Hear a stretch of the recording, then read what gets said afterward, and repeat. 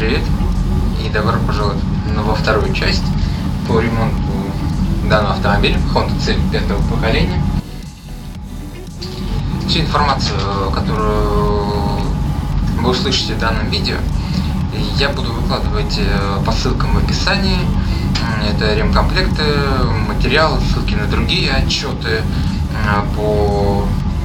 допустим, по ремонту арок с фотографиями и какая-нибудь другая информация, которая будет полезна. Почистил я внутреннюю арку от антикоррозионного покрытия. В результате получается, что вот эта вся часть все ржавая. Здесь даже есть сквозное отверстие коррозионное, очень сильное.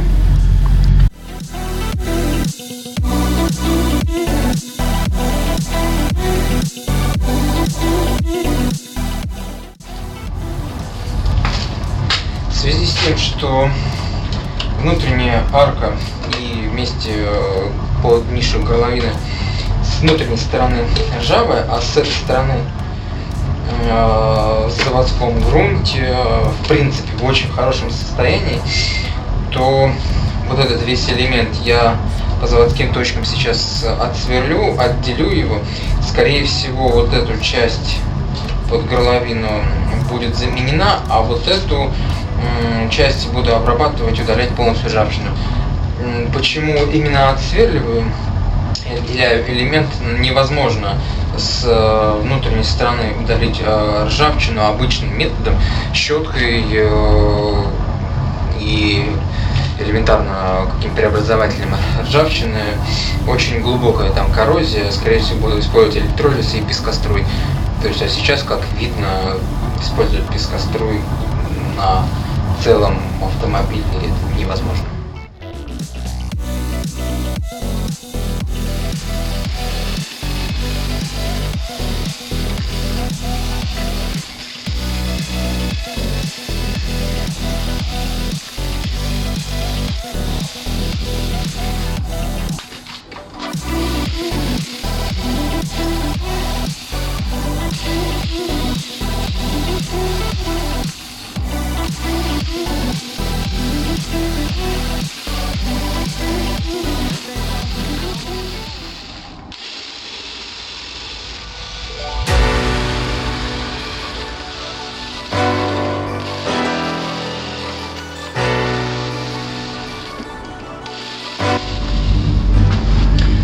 Также при отделении внутренней арки от стакана необходимо учитывать, что еще со стороны салона есть сварные точки. То есть их достаточно просто слегка подсточить шлифовальной машинкой, болгаркой, правильно, скорее всего, это сказать.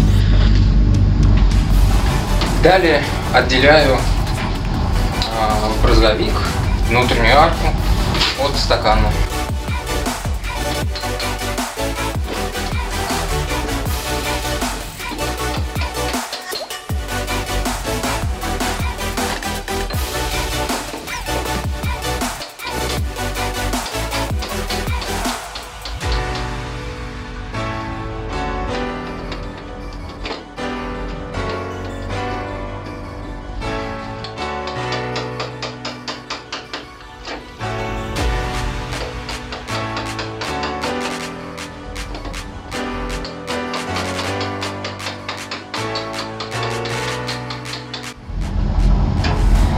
Отрезаю необходимый мне, собственно, элемент, который я выделил.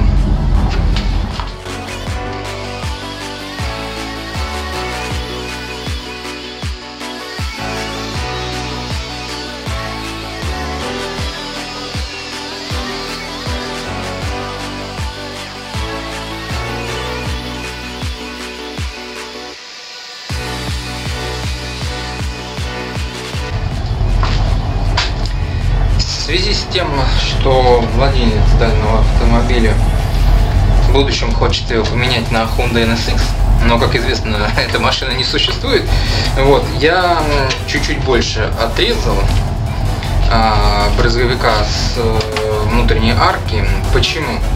Потому что, как видно, здесь соединялись две панели. Ржавчина уже, вот она пошла, вот они сварные точки, которые я отсверлил. То есть, условно говоря, можно было бы вот так вот отрезать, как большинство делает, в принципе.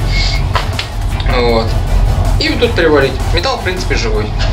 Но дальше бы все ржавело. Собственно, состояние весьма. Вот здесь, вот, где ниши горловины, под заливной головой, там состояние весьма печально.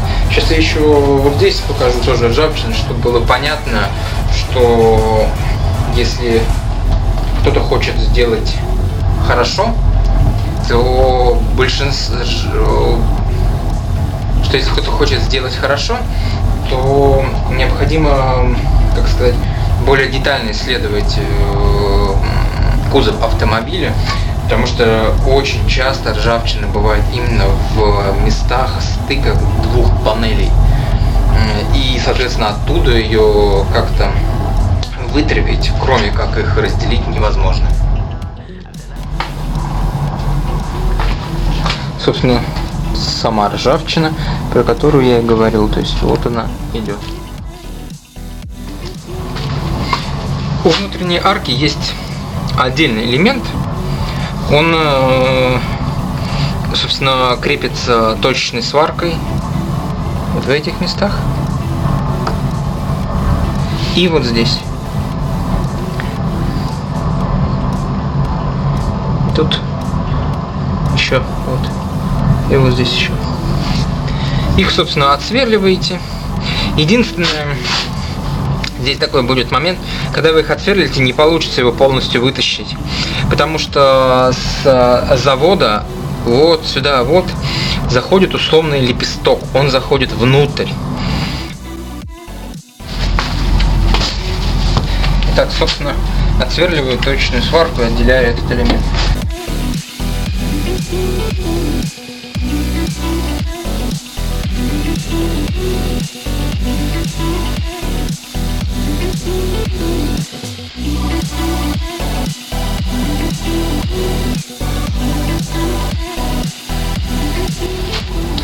Отделяю элемент от внутренней арки.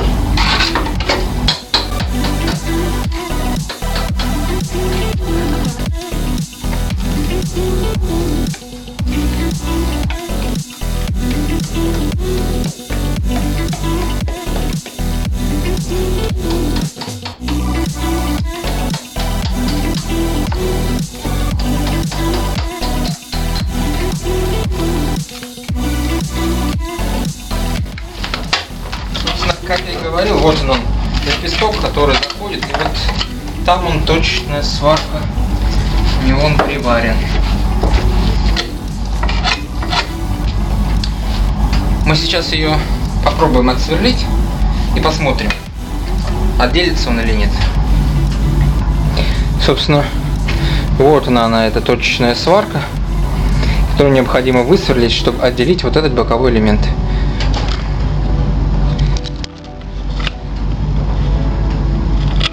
Его просто шатаем и вытаскиваем.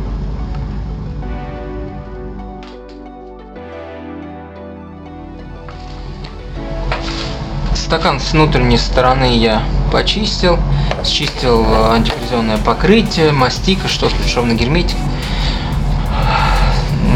Сейчас буду его обрабатывать, чтобы удалить эту ржавчину. Также покажу щетками, которыми я пользовался, вот, и средства, которым буду обрабатывать. Единственное, вот здесь вот необходимо будет вырезать, как я и говорил, элемент, потому что он уже сгнил, вот прям проваливается, и там только на виброизоляции держится. Еще такой момент, если вы, ну как вот допустим на этом элементе, видите, что участок сгнил, лучше сначала зачистить до металла. Увидеть, где живой элемент, точнее, где живой металл становится, и потом уже только срезать. Удобнее просто будет потом сразу уже и варить, и не мучиться попадать на ребра, когда зачищать до металла, чтобы сварной шов был хороший и прочный. Теперь о том, какими щетками я пользуюсь? Задали такой вопрос. Все весьма банально. Щеточка на дрель. Весьма удобно, только ей нужно парочку, потому что она вот так вот заваливается и уже потом ничего не чистит. И еще менять направление не нужно на дрели, чтобы с реверсом была, иначе опять же от нее эффективность становится плохая. Щеточка на УШМ или болгарка по-простому. Очень удобная, но с ней обязательно очки, маска и одежда какая-нибудь посторонняя, потому что вылетают эти вот железки и очень больно впиваются. И жесткая самая щетка, она практически неубиваема, опять для болгарки. Счищать антикоррозионное покрытие, мастики и все тому подобное. Удалитель или антиржавчина, преобразователь ржавчины. Я пользуюсь неамидом, не реклама. И нашел для себя случайно в магазинах Леруа Мерлен Косторам, опять же, не реклама, единственное, нужно брать концентрат. Концентрат порядка 600 рублей стоит, 600 рублей. У нас пол-литра, по-моему. Нет, литр даже литр, 600 рублей. Собственно, дальше покажу, как он работает.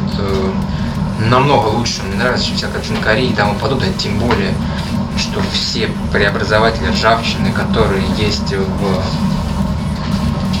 магазинах, автомагазинах, везде, практически у них везде одна основа, это ортофосфорная кислота. Проще ее взять, причем ортофосфорный там маленький процент, там в основном ПАВы, накрасители, вода, ну в общем толк от нее вообще практически никакой. Вот. А вот этот вариант прям очень хорошо удаляет ржавчину и весьма помогает в этом вопросе. Собственно, неамидом пользуюсь обычной кисточкой, просто наношу и втираю. Уже видно сразу, как он начинает действовать. Ну, кстати, вот белый образовавший так налет, прям видно, вот он, металл уже становится хороший, видно, где ржавчина. В принципе, хорошее средство, не реклама. Но звучит как реклама, да?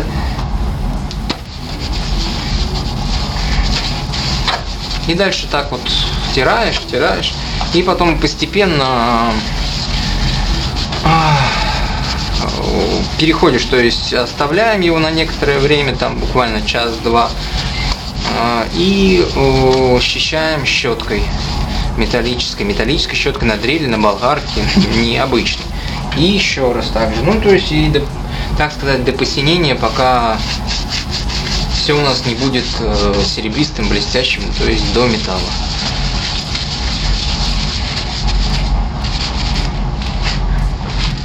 Спустя 3 часа, когда я зачистил и нанес неамид, уже в принципе виден фронт работ.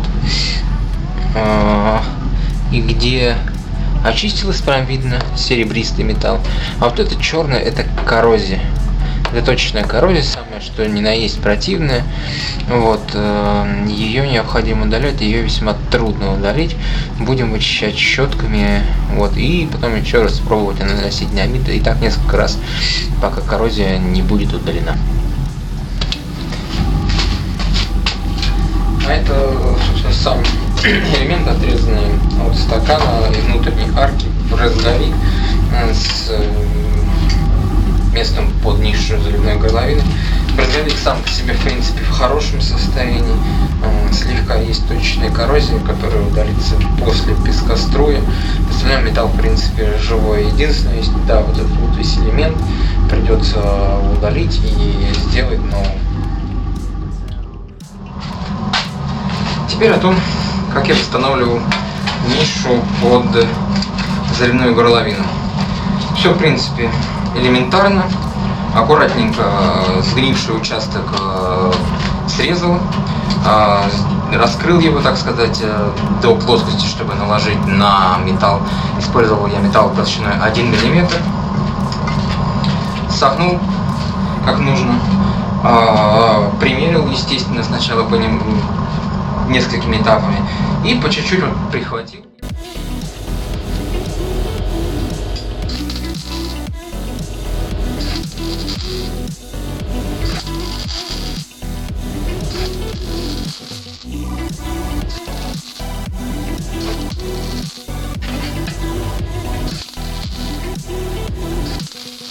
получился такой цельный элемент. Как видим, брызговик я пескоструил. Металл теперь блестящий, то есть ни капельки нету ржавчины. Была здесь точечная коррозия, теперь ее, соответственно, нету.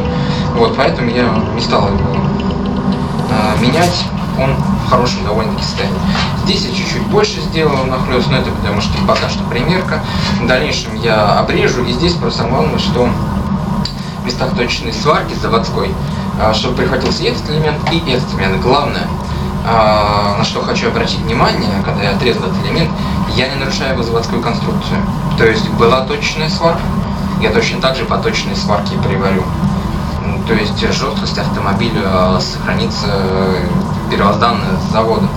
Никакой там дополнительного разрушения не будет. Здесь, да, но здесь я сейчас обварю, и в дальнейшем, тем более это сварка внахлёст, самое надежное сварное соединение. Вот, она еще, наверное, столько же прослужит, сколько и автомобилю лет сейчас. Для его изготовления я использовал струбцины, плоскогубцы, также ножницы по металлу, болгарку и другие зажимы, соответственно, чтобы крепить, когда сваривал. Ничего, в принципе, сложного в этом нету, главное не спешить. Прежде чем приварить брызговик и нишу под заливную горловину, я обрабатываю металл фосфатирующим эпоксидным грунтом. Необходимо это для того, что если в сварных точках грунт я почищу, приварю и он слегка обгорит, то между сварными точками останется оголенный металл. То есть в дальнейшем он опять же начнет ржаветь. Позже я еще раз буду обрабатывать эти элементы, эти участки и покажу, каким образом. Привариваю отделенный элемент к стакану по заводским точкам, которые совпадают, тем самым не нарушая конструкцию автомобиля.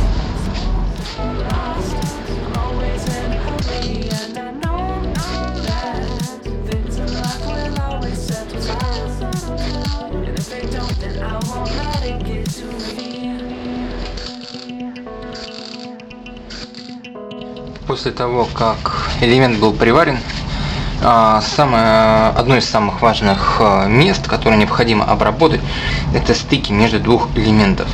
Если с завода они уже обработаны, там или ванны есть, или другие какие-то способы, то в нашем случае один из самых бюджетных и простых способов – это обычная кисть.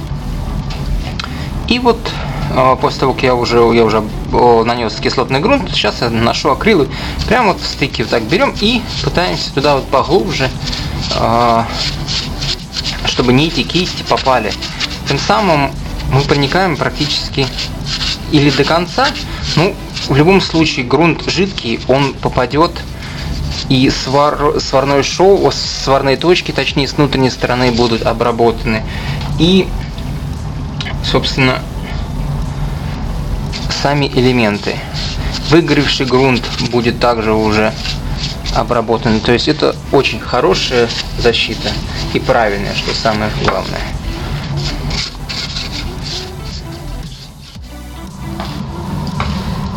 На этом вторая часть по ремонту данного автомобиля подошла к концу. В следующей части я расскажу про ремонт порогов, замену верхней и нижней части, если какие-то будут еще нюансы. Поэтому подписываемся на канал, комментируем и оставляем свои царские лайки.